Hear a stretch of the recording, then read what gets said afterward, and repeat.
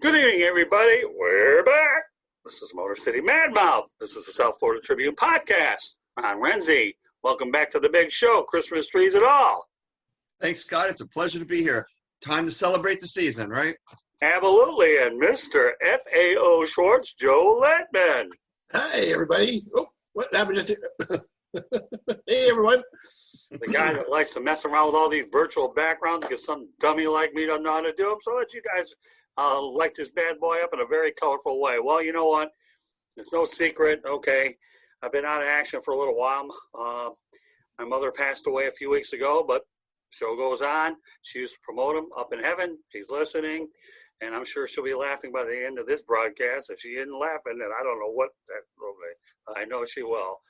Well, meanwhile, outside of fantasy football, I'm glad to have you guys back on for the first broadcast here, and we're gonna disappoint her or anybody because on my Facebook thing, am I gonna show a little emotion? Then some? Yeah. Am I gonna make it somber? No. Can't totally change everything about me, right? Can't do it. Don't plan on it. Okay. At any rate, this is a show I've been looking forward to for a long time. How long have I been looking forward to it? Probably for 35 or 40 years, long before I knew you guys, and then some. That's a long way to go without doing a show with something you like. Oh, I'm going to listen to it already. This is just a sign of what you're in for, folks. You got a lot of great entertainment. The theme of this broadcast is called Johnny Lightning. If you want to know a little bit about Johnny Lightning before I get to my two co-hosts, okay, it was introduced in 1969, 51 years ago. Johnny Lightning is a train set where they had 31 models. They had tracks topper in 1970, okay, and Johnny Lightning sponsored Pernelli Jones and Al Unser. So I'll get to my story a little bit of time, but I want you guys to talk about your favorite toy stories a little bit, and I'm going to get into an experience that I am enjoying opening up to now. Just to preference everybody and set the stage for this, on my Facebook page, Scott Morganroth on Facebook, I had an opportunity to post 3 photos of where I used to live back in Southfield, Michigan off of Willowwick Drive. Why would I go ahead and post those photos way back when? Well, number one, it was the only wooden garage out there, but there was an awful lot that would ensue on my birthday many, many years ago. Believe that it's a teaser, and we're going to lead off with Ron Renzy. Go ahead, Ron, take it away. Okay, thanks, Scott. I appreciate it. Good to be here tonight. This is hopefully will be a light show going down memory lanes of folks of a certain age. When I'm thinking of toys in my youth going way back, I can think of two things, sometimes separately, sometimes together. That would be Lego and Hot Wheels. What I used to do is I would build with Lego, but it wasn't the sets, you know, a lot of the sets they have today, you can build the house or the Star Wars. It would just be a box of bricks and kind of a flat plastic piece you could build things on. So I would build like a little house or, maybe I'd build a car, and it was kind of good to create the imagination of building Lego. So what I would do, and then sometimes I mix them with Hot Wheels. And I used to collect Hot Wheels all the time. My parents would get them for me, and I actually still have some today. So I was actually looking at my desk today. This is not an old one, but on my desk, believe it or not, is a Hot Wheels. It actually was on my desk under the computer, just kind of hanging out here. And sometimes what I would do, we had a hall with a sunken living room of all things. And I would build like a little town, and I would have the little like buildings and houses and kind of create things. And that was like one of the biggest memories. A couple other things is talk about modeling, like model boats and model cars. I was big into that. Kind of started with, if you remember the snap togethers, they would just kind of snap together for the elementary. Then you get the glue. Then you would, if you were up to it, you get the paint, which didn't know would come out well, but I tried. So that was kind of the inside toys. Also outside, of course, the bike. Everyone had a bike and rode around the neighborhood, which we did as well. And which you could do because I grew up here in South Florida, so you could pretty bike all year round. When I was even smaller, had a big wheel. If you guys remember what the big wheel was, going around, basically we go like, on the sidewalk between houses because you couldn't really go far in a big wheel. So that's kind of my introduction. So I've got you. I guess I still play with toys. Hey, why not? So what we've done with Ron Renzy, folks, is we've taken a guy with a little bit of a big wheel, right? And then we have a little wheel like that little Matchbox that you have. And now we've graduated to this guy here who'll be promoting IMSA, Sebring pretty soon. And we're going to be talking about some fast cars. We'll throw a little teaser out there for you. On next week's edition of the Sports Exchange, we plan to have Ken Breslauer on the broadcast, and he's a track historian for Sebring. So Ron's going to go from the big wheel to the Matchbox car. So let me ask you, Ron, okay, did you ever have a red wagon many years ago? Yes, I did. I did have a red wagon. I had one, was a little bit different. I had one, it was a red wagon. I think it was wood, and it had sides that would like stick in and you could take them out. They look like panels, maybe. That was my red wagon. Yes. So the next question I have is, were you ever a paper boy growing up? Actually, was not a paper boy. Believe it or not, I was not a paper boy. I know. I know you were. So I'm not a member of the Paperboy Club, which I'm sure I'm going to hear some paperboy stories tonight. Well, you probably might a little bit, because that same paperboy story, even though it's not the core of this broadcast, occurred at the same address out in Southfield, Michigan. I did a lot of stuff as a kid back then, and having a paperboy, and then having a red wagon, by the way, a metal one, by the way. And then when we talk about the snow, I used to have my young cousin help me deliver newspapers in the middle of the winter. And I know you South Floridians wouldn't know anything about the middle of the winter with lots of snow and how cold it really is, because you enjoyed the good life. But, we're in a wheelie mood tonight, okay? There's there a pun intended? Oh, yeah. Okay, so just curious. Okay. All right, Mr. Littman, your turn. Okay. Well, this whole topic, I went down memory lane. I didn't remember a lot of the toys that I had, and then I went online and searched today for toys in the 70s, and I found a whole bunch of toys that immediately brought back a rush of memories, and I didn't even remember until I saw them, except for one. My very first memory of playing with a toy is when I was 2 years old, and it was that thing right there, a brown Matchbox car, and I have a snapshot memory of being on the floor of the kitchen playing with that car. And that's not just my first memory playing with a toy. That's my very first memory ever. And some of my other favorite toys, actually some of the toys I had, I inherited. They were hand-me-downs from my older brother, who's 9 years older than me. This one was a favorite. This was a Jaguar E-Type. That the controllers, that big thing on the left, and it actually was held like with a wire, so you had to like follow it around. That was a fun toy. I remember as a kid, I always wanted remote control cars, and every time I would get one, they would last for like a week before they wouldn't work anymore, and then I wouldn't be able to play with them anymore. One of my favorite toys of all time, and there's a little story that goes with this one. I had to turn it sideways because you wouldn't see the whole thing. It's kind of like one of those like transformer things, but it was built of like die-cast metal, and it separated into several different pieces, different like vehicles, and then you could assemble it all together. I remember going with my mom shopping at Burdine's department store years ago. I was probably about 10, 11 years old, and I saw this thing. I wanted it, but it was expensive. I mean, at the time it was like $60-something, and my mom wasn't going to get it for me because it was, kind of expensive. But we wound up going home with it, and that was probably one of my favorite toys that I ever got as a kid. Let's see. I spent much time on the backyard of my house digging in the mud with these suckers. The Tonka metal dump truck and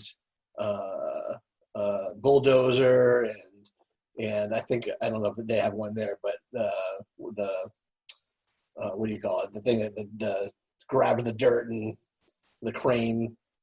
That was favorite. This sucker, I had that, and then this, where those cars were like where you put that plastic thing in it, and like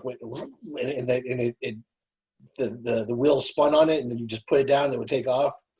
I didn't even remember those until I was looking through pictures today, and I had that exact one and that one. I vividly remember it now. Wouldn't have remembered it before, but now I do. And oh, that's a bad picture of that one. That is a Shogun Warrior, and I'm turning it sideways so you can see it better. But I remember I made that exact one. It had little things on the hand with like little missiles that on its shoulder, and you put it in there and you press the little button and shoot these little missiles. I had a friend on my block growing up that like I got that one for Christmas, like just that one or Hanukkah, and he would get like every single one of the set. There was like 10 of them. Like he would get every single one of them, and like I would get one. Same thing with the Star Wars stuff. I got X-Wing Fighter. Love that X-Wing Fighter. Played with it everywhere. Played it in the pool. Most of my toys wound up in the pool eventually. That was probably the only Star Wars toy I had. My friend Dave, like he had like the Imperial Walkers. He had the Millennium Falcon. Like anything you could possibly buy. He had like the entire set of them. Here's another one that I remember from a kid. Evil Knievel thing that you like wind up and let it go. And then of course, who doesn't remember cap guns? You put the little caps in there and then makes the little sound effect noises. This was another favorite one when I was a kid. This is an aircraft carrier. It had little foam planes, and they had like a rubber band thing, and you would like crank it back, and then you hit the switch, and then things would fly off the flight deck. That was another favorite of mine. And then my Battlestar Galactica toys thing would open up and shoot little red missiles out. So, and then of course, who can forget my first game system, Atari 2600. Gaming has come a long way since those days. So those are just a few of my favorite. Oh, wait, one last one. Not really a favorite, but just things you wouldn't see anywhere these days. Metal lawn darts. They just don't make toys the way they used to. Yeah. So those are a few of the ones that I remember. I forgot the ColecoVision. The electronic football. Oh yeah, no, you got to have that one on there. All yes. Right. So yeah, those are a few of my favorites from back in the day. Great job, Joe. Great. Well, now we need to break down some of these toys, Mr. Littman. Okay, we really need to do it. I got to tell you, I liked Evel Knievel. You know, whether he made attempts and he broke sticks and stones, may break a lot of bones, but names won't ever hurt you. Forget about the names. This guy broke a lot of bones as a daredevil. Yeah. He did. I didn't care whether or not he went over the Snake River Canyon or wherever he ended up going. You know, Evel Knievel to me was just an unbelievable guy to follow, wasn't he? Amazing. He definitely was. He definitely. Oh yeah, because you would have those big events on TV. It would be like, you know, the Evel Knievel show, and he's going to jump something, and the Grand Canyon, right? And they would show whatever happened too. You know, you see that every once in a while. Now I saw somebody in Vegas do a motorcycle jump. It's kind of been about a year or within the last year, and he jumped over a whole bunch of. No, actually, I think he jumped over one of the fountains, like at the Bellagio or something like that. I know he used to do stuff over Caesar's Palace for a while too, didn't he? He used to do those. I know. You know, again, I'm not going to get into an Evel Knievel clinic, but when you brought up Evel Knievel, I can remember many times with my grandpa Sidney on my mom's side. I had a grandpa Sidney on my mom's side too. Oh, did you? Well, I've had Sidneys all over the place for crying out loud. Actually, my first child is named after him. Oh, cool. Really? All right, so we have a Sidney reunion. I had a Sidney Morgenroth who was on my dad's side. I had a step-grandfather named Sidney Jacobs on my dad's side, and Sidney Kaplan on my mom's side. So we have at least three of them. Have a bunch Sidneys everywhere. Yeah, Sidneys are everywhere, boy. I'll tell you. But see, what was interesting about Grandpa Sidney Kaplan was he had a bunch of girls. So when I came around, he was in heaven knowing that he had a grandson. Holy Toledo, you know. Hey, I got a grandson to take around. And there was a nightclub. Now we're really getting back some Detroit memories back there called Sidney Hill, which was the equivalent to LA Fitness back in the Detroit area. So for all you Detroiters that are listening to this broadcast, Sidney Hill, once upon a time, way back when, okay? Wow. But I remember him and I used to talk about Evel Knievel and all the daredevil stunts, whether it was over Caesar's Palace, Snake River Canyon, blah, blah, blah, blah, blah, blah. But then you bring up cap guns. I hate to bring this up in the year 2020 because holy moly, can you imagine what social media would have been like with cap guns scaring the daylights out of somebody? Oh, you know what? I have to say, though, cap guns was probably the least, like, it was the most innocuous thing that we did. I think I told you on a previous show that me and my friends, as we got a little bit older and graduated from the cap gun phase, would go on the golf course that was near our house, bundle up in heavy clothing, and shoot each other with BB guns, and then take bottle rockets, those screaming bottle rockets that like whistled, and shoot those at each other. So interesting. You don't want me to get into a BB gun story tonight, do you? Oh, you know what? I'm going to do it anyways. I don't even care. What the heck? You know, even though it's not the main event, we'll just set the BB gun with the appetizer, okay? That's what we'll do. Once upon a time, I had a BB/Pelican gun, okay? And, you know, don't tell me in the person or two that never took a day off from school, although my wife Candy never did because her family was filled with educators. Oh, my God, I'm losing it. Lose it twice in one broadcast. So I told you folks should see a little bit of emotion, but not the crying stuff. But anyways, we took a day off from school, and this one guy, okay, you know, we took the day off from school, and I hate to bring up a certain way, but he was one of those types of people that like to stereotype a little bit and discriminate. And when I got winded, he was one of those kinds of people, and he was a real piece of work. I'll never forget the time, and, you know, with all due respect, he was on top of a roof at one of my good friend's house, and because I knew the type of person he was, instead of shoot him with a pellet, with a BB gun on top of the roof, I clocked him with a pellet, and boy, I'll tell you, he was wide open. Whoa. That must have hurt. Guys, you know, it was a story that I wish I would have been able to utilize on YouTube and all these videos, because if you would have heard the reaction of the ouch, oh my goodness. So, I had a similar story to that. I got shot. sure. In one of my escapades, I got shot, and then I pulled a dirty Harry on the guy that shot me, or the kid. Guy, we were probably 10 years old, 11 years old at the time. You did? Oh. Yeah, well, he had a much stronger gun than I did. I had one of those little spring action ones. He had a CO2. ZO2, you know, those were pretty strong. He shot me almost like point blank range with the one with CO2. So I grabbed it from him, and as he was running away flailing, I shot him in the back.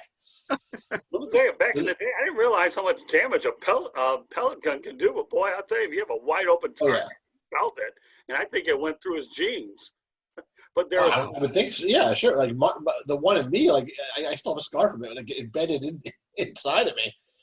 Well, I mean, you think it's pretty strong stuff, and the you know, I don't know if people realize. I was looking at the picture of the lawn darts you put up, and I think it said something like outdoor fun for the whole family. So you're throwing pointy metal objects, and that's fun for the whole family. There you go. That outdoor game for the whole family. It's a missile game.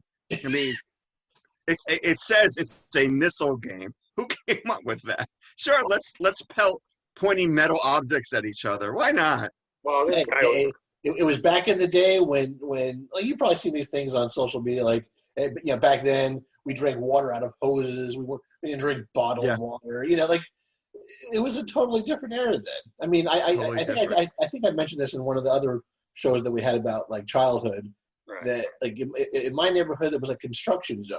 Like our house was one of the first houses built. Like my playground was like construction sites where houses were being built, and we would like use the empty houses or the empty lots, dig holes, like build fires and like melt things.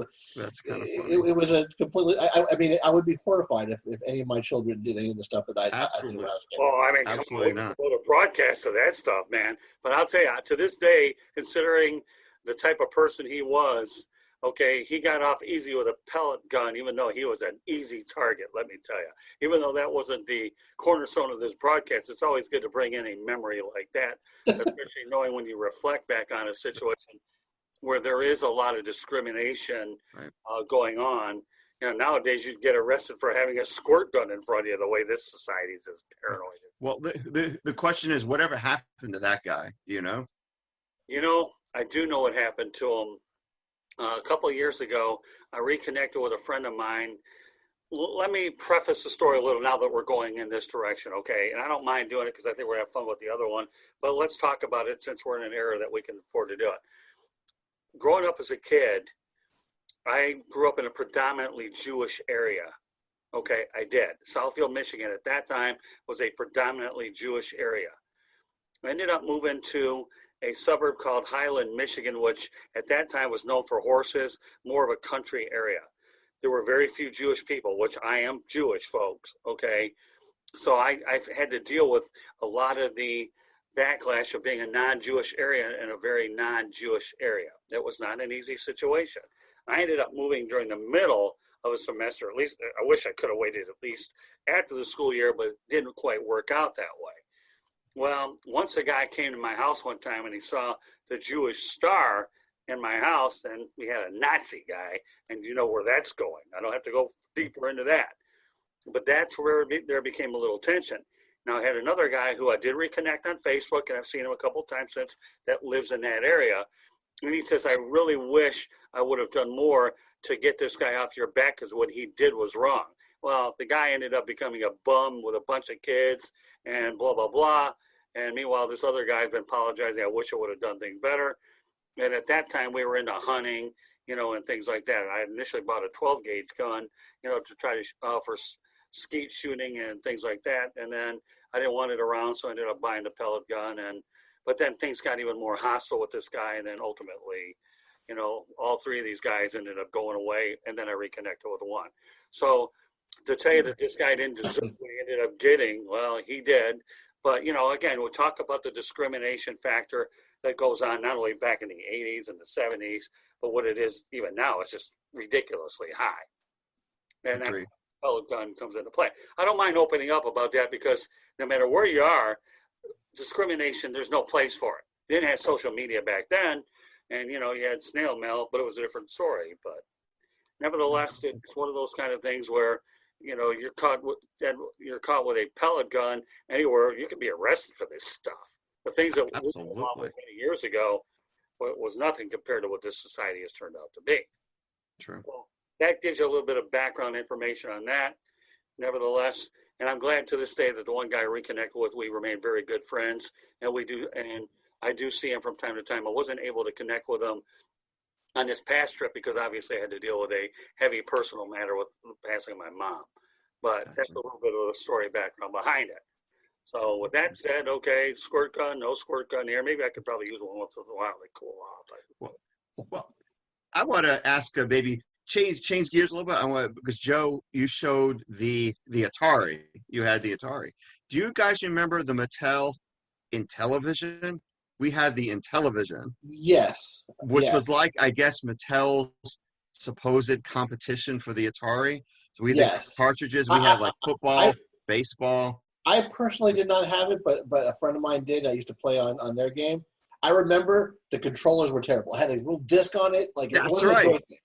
It had like this little disc, and you had to press down. That's the only complaint I had about. That's exactly it. It didn't have a joystick. It had this little disc that you had to control everything on. And I remember playing that at home with my brother, and we had the sports games, and I don't remember what games, and they seemed so high tech at the time with their little like dots moving like the football field was like little dots moving along. Well, they were all like that. I mean, even the Atari was just like a little bunch of blips. Although later on, they had a couple of games. Like my favorite Atari game had like this little separate pad, and it was like you went and like on like little space missions and targeted like other space ships. Games. Yep. So I mean, for the time, it was actually kind of a cool game. But yeah, the football games and stuff was like so basic. I mean, it wasn't much better than the it wasn't much better than the little games, the handheld ones. But yeah, How did you find that so quickly? Yeah, see that that was it. little disc, that annoying. Right, which I don't know why they thought that would be more fun than the actual joystick, but yeah, boy, you're really good at the pictures, aren't you? Yeah, and the space games. I remember the little space games.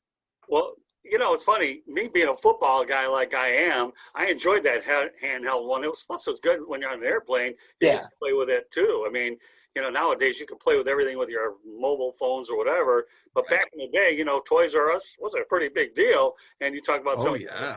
stores back then. Now you can buy this stuff all day long online, wherever you're going to buy this stuff. But back then, those little football games we're talking about, guys, didn't they run like $20-$30? Some at least Each cartridge was each cartridge was, I think, so they could have went as high as 50, which you think about $50, that's a lot of money. Well, I don't know if you had it in Michigan, but Joe, do you remember Play World? Did you guys have Play World in Michigan? Lionel Play World. Lionel Play World. That was like the place. That's the place where I would like. Yeah, there was when I was a go. kid, there was no Toys R Us.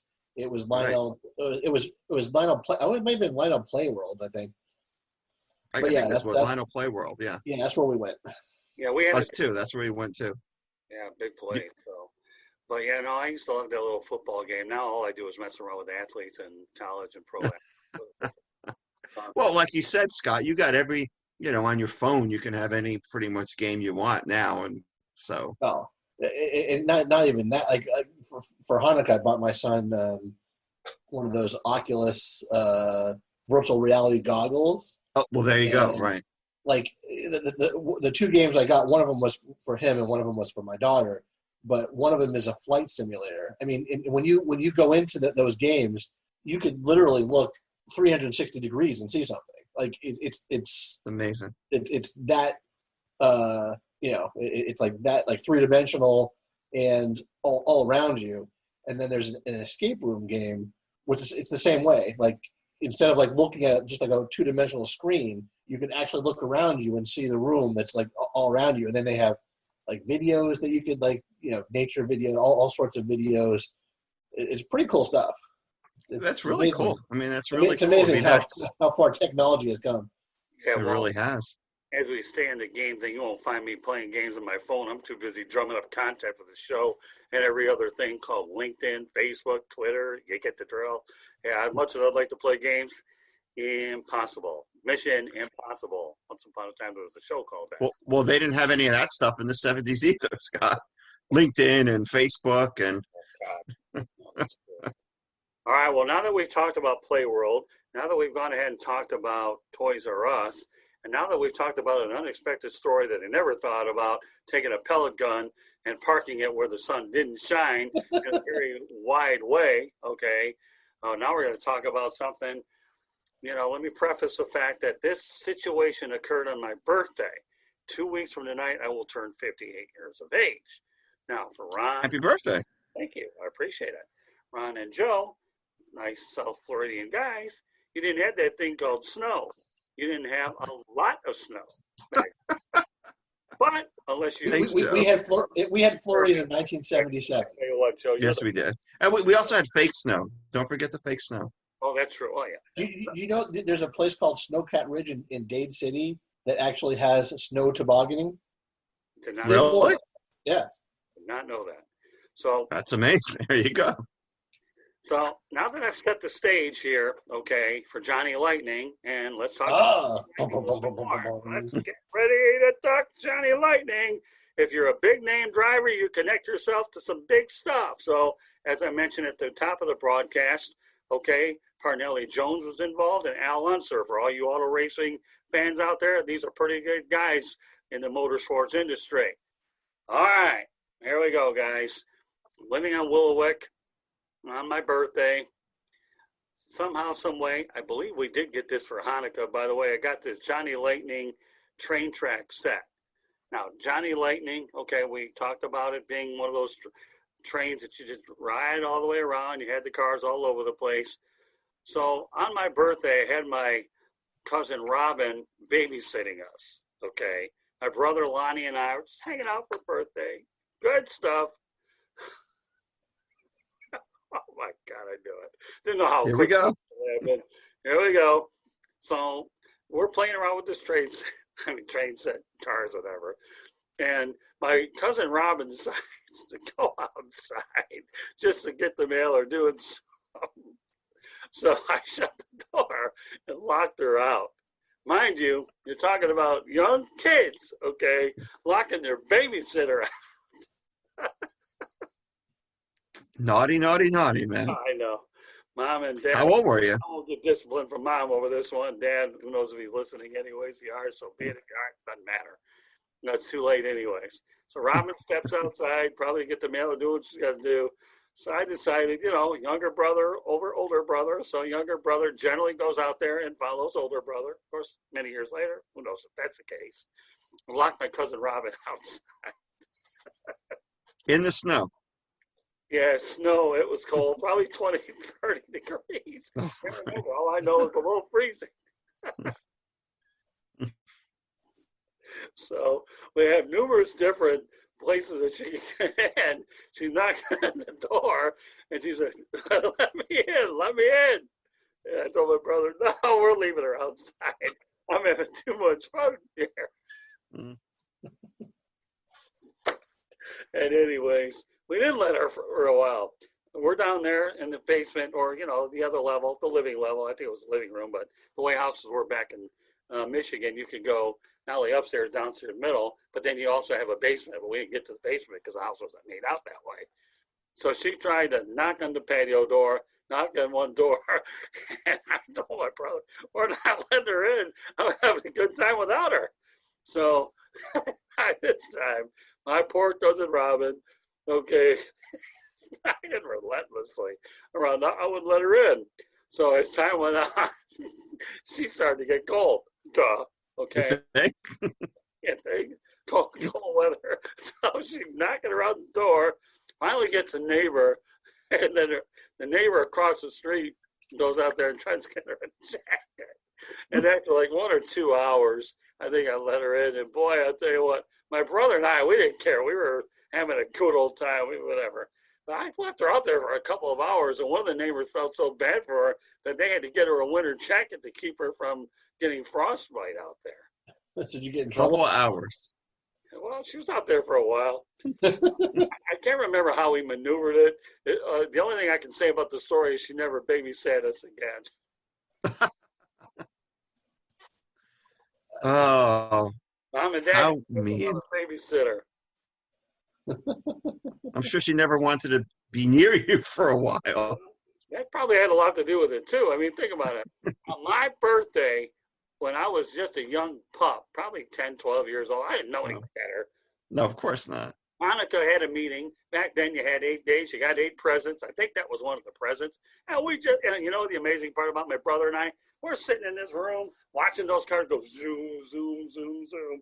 And we're watching her run around run around the house, zoom, zoom, zoom. And we didn't let her in.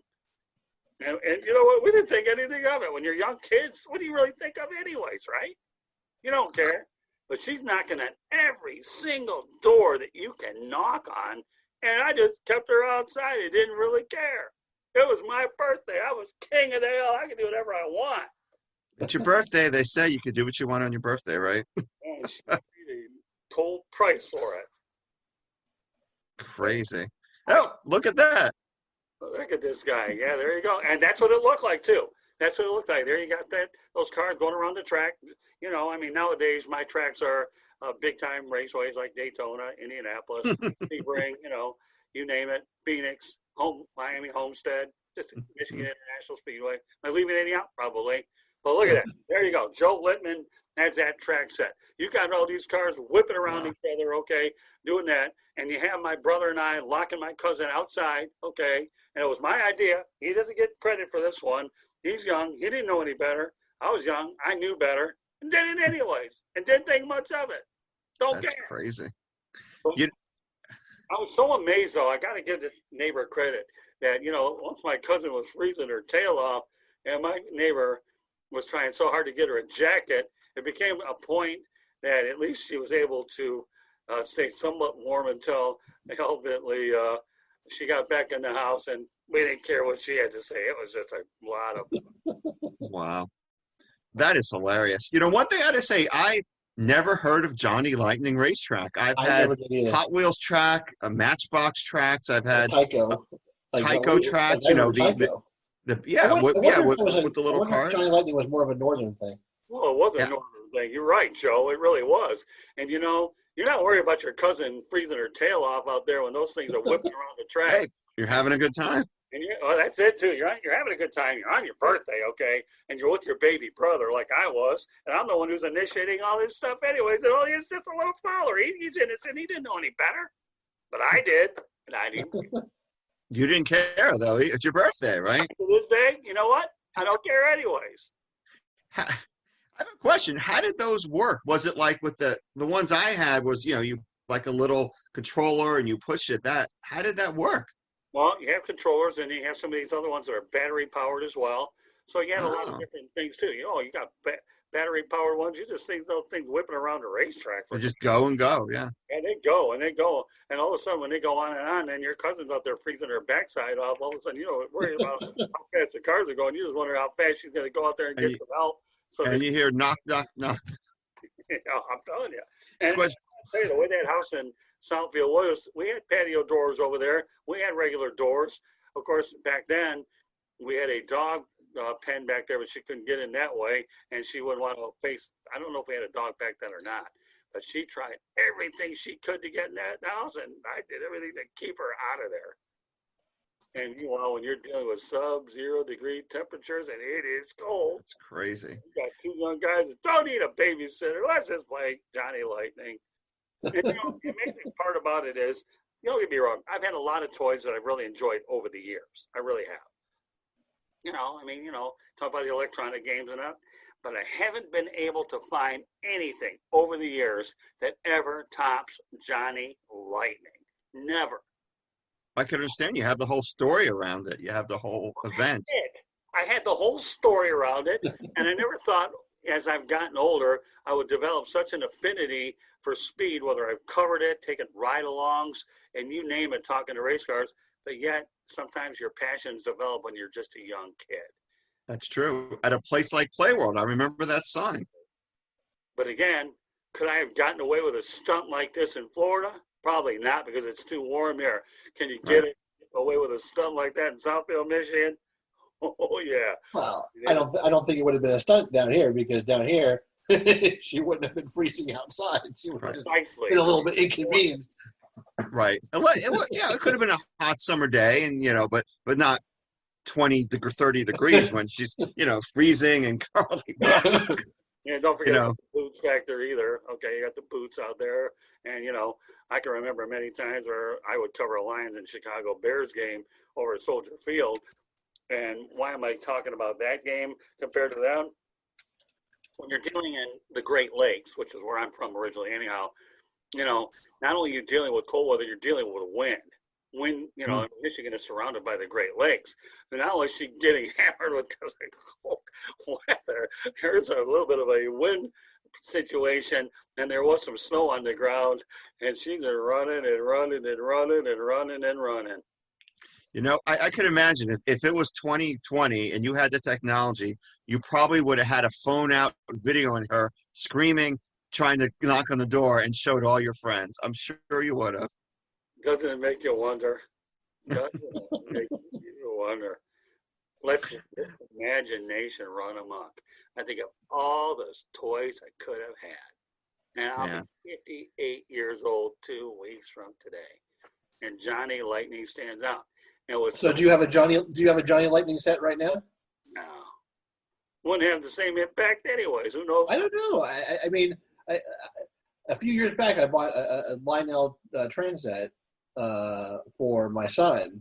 And I mean, I had more fun putting it together and building a little.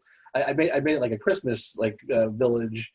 I probably have a picture of it somewhere, but I had more fun putting that thing together and playing with it than he did.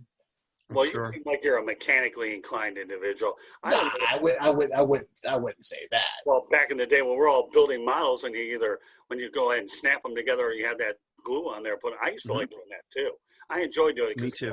it kept your mind busy. Nowadays you got kids playing with Xboxes and all that stuff, and it's a different mindset when you're putting models together or jigsaw puzzles and all that. But back then, I don't know if I could handle Johnny Lightning, because nothing will ever top the story for what Johnny Lightning became what it was. And you guys are right. You can get away with a stunt like that here in the Southeast, versus the impact that it had back then. I mean, Sure. I got bigger toys these days called professional and collegiate sports. That's as big a toy as you can get. But I'll tell you, when I talk about covering football games back even at Soldier Field, I can remember many times where I'd have to have 2 or 3 pairs of socks with some thermal underwear and try to stand on Lake Michigan and tell me how cold that gets. Oh, goodness. And yet, I'll bet to this day, my cousin Robin probably doesn't remember the story. Well, I have a feeling you haven't reminded her of this, like, periodically. Well, no, not really. I think we've gotten older, so nowadays we focus on our medical problems instead of the good old days. Because I can tell you right now, about you guys, I enjoyed growing up as a kid. I would find it hard to be a kid growing up in this day and age with everything that's going on.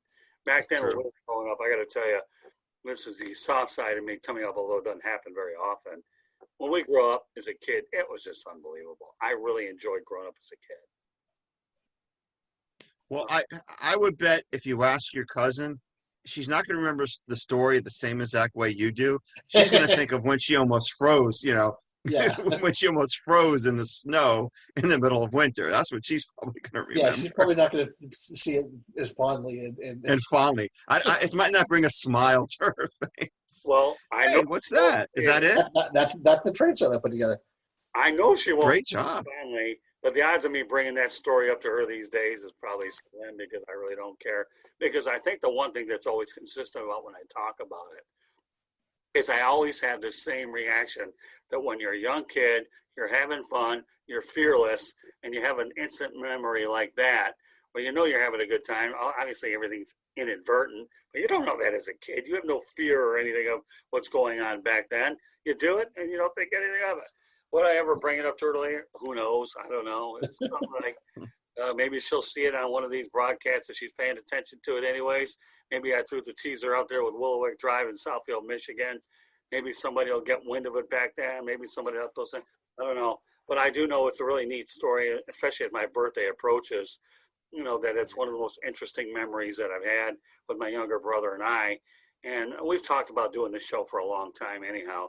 It's just neat that we can go ahead and talk about it now. And, unfortunately, my mother, I never talked to her about stuff like this. We were too busy talking about life, not stories about what it was like when you're like as a kid. Everybody has a different childhood and certain stories that they take out of the good, the bad, and the ugly. But I think the one thing that's always consistent about the Johnny Lightning thing is whether I'm with my in-laws up in Wisconsin or doing a broadcast with you guys or wherever, it always comes out the same. I can't stop laughing about the whole thing. I really can't. I remember the whole context for which it happened. I even on this last trip back home, my wife and I go out there and took the same exact route that I took when I got my driver's license on a snowy day, and then talked the lady at the Secretary of State to take an easy route for me, because I told her, if you don't, we're going to get killed. And I guess she didn't quite like the alternative, so I ended up going ahead and taking the alternative. I got my license. Everybody was happy. And I was so happy that day I ran a red light. My father didn't mind letting me know about it, but didn't know where it was. And I don't mind recreating that route, because I can always say right now that for everybody that would ever remind me of that red light I ran, I didn't get a $180 speed ticket going up the Florida Turnpike en route to a wedding. Do I care about that? No. But we all have different things. But when I talk about comparing speed, and that's why I'm bringing these stories up simultaneously with the speed that you have to deal with when you're on the road. Because you have, what I found about South Florida, I don't know about you guys, because you've been here longer than me, you've got to be a bit more aggressive in some ways, because you get cut off on a moment's notice. And people haven't, and the thing called turn signal is like a foreign language to people, and if you're lucky to get somebody nice enough to let you in, that's great. It is what it is, whether you're on a Johnny Lightning track, whether you're on covering an auto racing event, whether you're on an interstate, whatever. But that story always comes out the same way, and I lose it every single time that I talk about it. It's a funny story. I mean, and it's good how you can just recall it in an instant. A whole entire story, Well, do you guys notice that? just like Joe can recall the Matchbox that he played with this You too. know, And by that's the way, Joe, that looks really nice. Oh, thank you. That's not current. That train set's been in my garage, unfortunately, since we moved into our new house because we have no place to put it. But it looked good while we had it out. Well, I mean, you guys probably noticed over the years that there's certain stories in your lifetime that there's got to be one that stands out. Okay, we're talking. The focus tonight is toys. Johnny Lightning, you guys have your best. Joe's had his. Ron's had his, and we know a lot of youngsters nowadays have their own toys and all that business. But but stories are. You always have that one story that stands out over the years. And I know we have a lot of stories amongst the three of us. Duh. But this is the time of the year where, when I Play World, Toys R Us, holy moly. Welcome to Walmart, guys, where you get a fraction of what you have. Who would have thought about Amazon, eBay, you name it? Yeah, I mean, it is sad. I mean, I feel bad for kids these days. They can't really go into a store like we did and go, I mean, I suppose Walmart, some of them have a pretty big toy selection, but it's not the same as going into a big Toys R Us or a Play World or something like that. That's true, because isn't part of the fun just looking, when you're a kid, just looking at the shelves and trying different things and then hoping you'll get stuff or making it, hope I get this for my birthday or whatever. And, it's one thing to, like you said, you could order anything on Amazon, but it's the kind of the hands-on thing. You look at a picture and, and you hope you like it when you get it. Yeah, exactly. Right. It is kind of weird how things have really evolved and changed. But just being able to play with a train set and all the different things, try it. If I like it, you pay cash, credit card, check, whatever the case may be. But this story about Johnny Lightning has always stood the test in time for me. That I always laugh hard about it, because I realize that even though my cousin was a little bit of a jackpot because I made sure that my younger brother was a follower going along with it. Little did he know.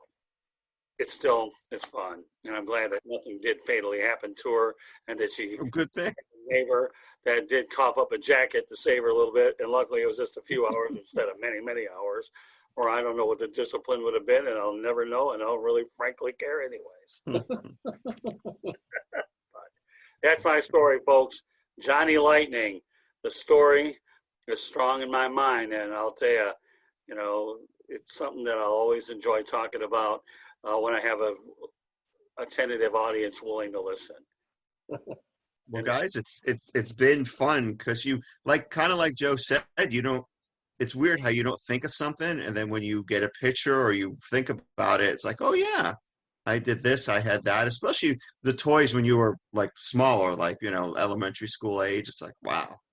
It's pretty cool. Well, I mean, some of the things I remember, but some of them until I actually saw the picture of it, when I Googled 70s toys, and then I saw ones exactly like the ones I had, that's it. I had that exact thing, and it brought back a rush of total recall about that particular toy, and then all of a sudden it started the chain of events. When I'm thinking of other toys, oh yeah, I remember that one. So I Googled, Jaguar E-Type, remote control car, and then bam, there's the car. There's the car I used to play with as a kid. Yeah, I remember those cars. I remember that was. It's amazing how because I didn't even think about remote control cars, but I had a bunch of them. I loved those when I was little and didn't think about it until you brought up yours. I'm like, well, that's pretty cool. That's pretty cool. No, I mean, there's some other ones I didn't talk about. But G.I. Joe, you guys have G.I. Joe toys? Yep. Certainly did. And all the accessories that you could buy. Yeah. Yeah, I know. You talk about some of the broadcasts that we talked about putting together, talk about a trip down memory lane. My goodness. This is it. This to me is the epitome of memory lane. Really. Johnny Lightning. Definitely. The memory lane, you remember. And it just comes back to you and all the scenes you created, in your mind when you were playing. If I tried to take a picture of the back of that house, I'd have been thrown in jail back home. So I was just happy just to take the front of the house where it all happened. Well, since you don't live there anymore, that's called trespassing. That's Joe. He was only on the driveway. That's true. Yeah, no, right. If you went in the back, yeah. Yeah, the funny thing is I was talking to my sister a while back, and we're only about half an hour away from the house that we both grew up in, and then the house that she was first in before I was born is only about 5 minutes away from that house. So every once in a while, like she's in her friends' parents still live in the house where in the old neighborhood she used to grow up in. So every once in a while she's there and she passes by her house that she grew up in. And I think the last time she saw the people that own the house and they were going to let her inside because she's dying to go in there and see what it looks like now. Yeah. And I think they would let her do it, but it's funny. Like up until about 3 years ago, my mom still owned the house that I grew up in. And really? That recently? Wow. She only sold it a few years ago, and my kids, I would take them over to what was my old room, and I go into my closet, and it still had crayon markings from when I was 2 years old, and wrote on the wall that they never covered up because it was in the closet. Like, yeah, when I was 2 years old, that was me. Yeah. Mm. How did your kids react? Were they interested or no? Or yeah. Yeah. I don't think they have as much of appreciation from that type of nostalgia than I do.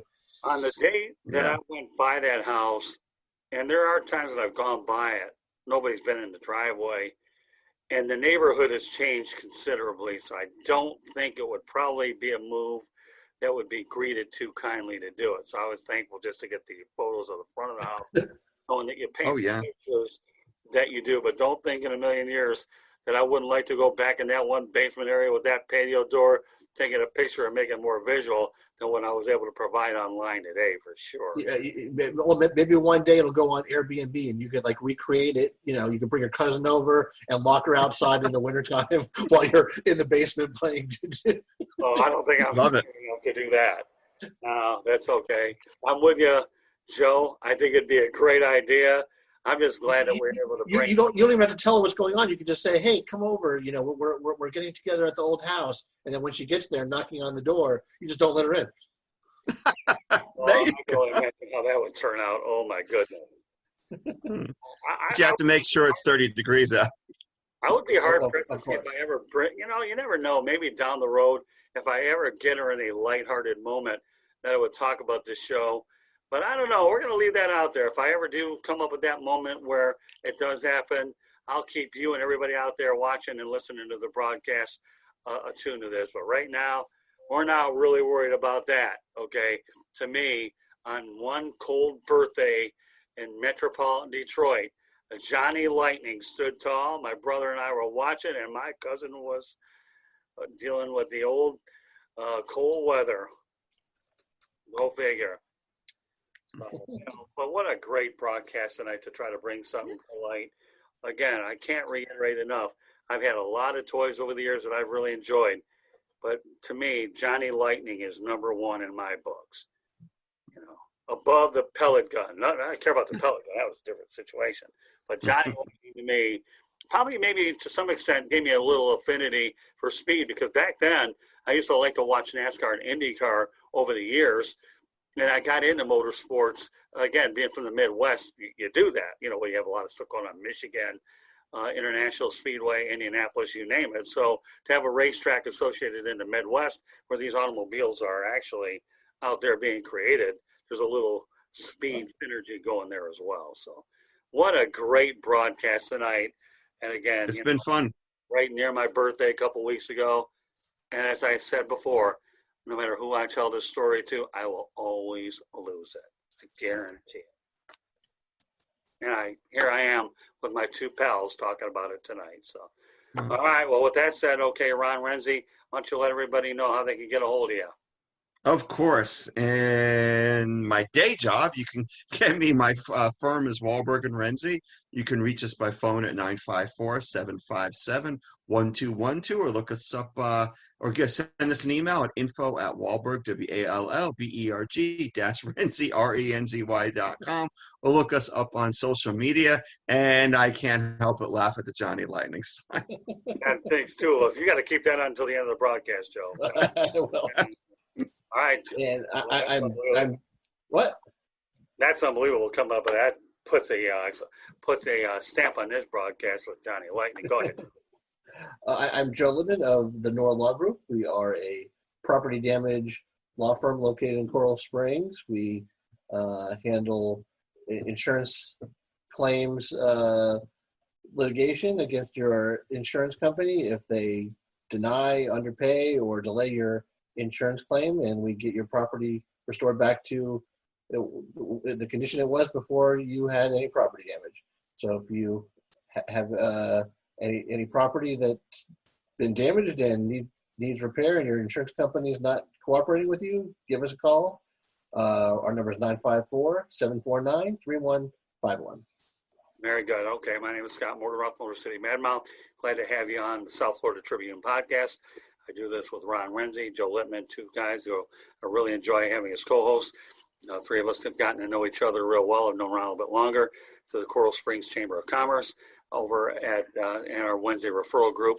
Great group. And I got to tell you, I'm really proud to be a part of this group because when my mom passed away, I got a lot of people that reached out to me during a very difficult time. But long before that happened, they've certainly been a great. I've enjoyed being with this group as well as the Coral Springs Chamber, and we'll be there until I can't breathe anymore. All right. As far as following us here on social media, on Twitter, you can follow us at Tribune South. That's at Tribune South. You can follow us on Facebook and Instagram, South Florida Tribune. We have a YouTube channel. Please subscribe to that, South Florida Tribune. No cost except a little bit of effort. Hit the subscribe button.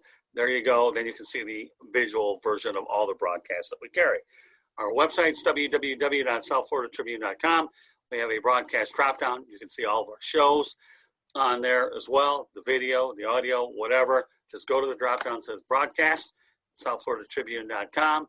On the South Florida Tribune website as well, we have our media distribution partners on there. We have columnists, the Motor City Monitor. We have pretty much anything for anybody that is interested in not only sports but news.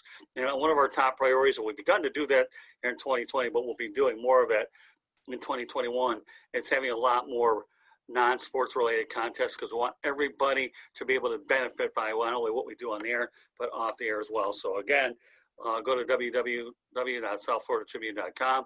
My wife, Candy Evelyn Morganroth, does a phenomenal job keeping this site together, posts a lot of the different things on there from broadcasts and stories, and I'm so proud that Candy's a part of this operation. Without her, it would make my job daunting for sure. You can email us at southfloridatribune@gmail.com. You can contact me on LinkedIn, Scott Morganroth. If you want to hear the audio version of this broadcast, you can do so through the following: Apple Podcasts, Spreaker, Spotify, iHeartRadio, Google, or wherever you get your podcasts. Wherever you get your podcasts, look for the South Florida Tribune, as well as our other shows, the Sports Exchange, No Limits, just to name a few. So, we have a lot of different broadcasts on there. And one of the things we'll be planning on doing next year as we go into 2021 is I'm looking forward to streaming these broadcasts a little bit more. But that's something that's not in the works down the road. But again, you guys are great co-hosts. And I'm glad we have an opportunity to add a little bit of humor at a time like this when we definitely need it. Let's go out there and talk about the COVID message for everybody. Go out there and mask up. Be safe out there. Do social distancing. You guys want to add to the COVID? No, just wear your mask, social distance. Agree 100%. It wasn't easy for me being on the road, having to do it in Metro Detroit, but I've become battle tested with this whole thing. Just do the right thing, folks. We know that a vaccine is on the horizon at some point, but don't take that for granted. Too many people are passing away. Too many hospitals are filled up. Don't take COVID-19 lightly. If you do, you'll pay the price for it. But been a really fun broadcast talking about Johnny Lightning, and I hope that you guys enjoy listening and watching to this broadcast and the stories that Ron and Joe have shared as well. Because again, our goal here is to make sure that while things are stressful for you, that we can provide a laugh or two, a little information, and a trip down memory lane. And I think that's our responsibility here, is to entertain you first and foremost. So Johnny Lightning, you're definitely remembered. And in the nice cold weather, again, I wouldn't get along with it. I wouldn't get away with it in South Florida, but we didn't do it in South Florida. So guess what? It doesn't matter. So on behalf of Joe Littman and Ron Renzy, my name is Scott Morgan, Roth the Motor City Madmouth. Thank you for joining us on this edition of the South Florida Tribune podcast. And until the next time, take care, everybody. And you can follow Ron Renzy's Hot Wheels and deal with me when I get behind a real wheel, okay? And Joe Littman, wherever he decides to go, he's my technical authority. Good stuff. Have a great broadcast. God bless and happy holidays to you until we do the next edition of the South Florida Tribune podcast. Good night, everybody. Be safe. And once again, happy holidays and a healthy new year. Goodbye, everybody.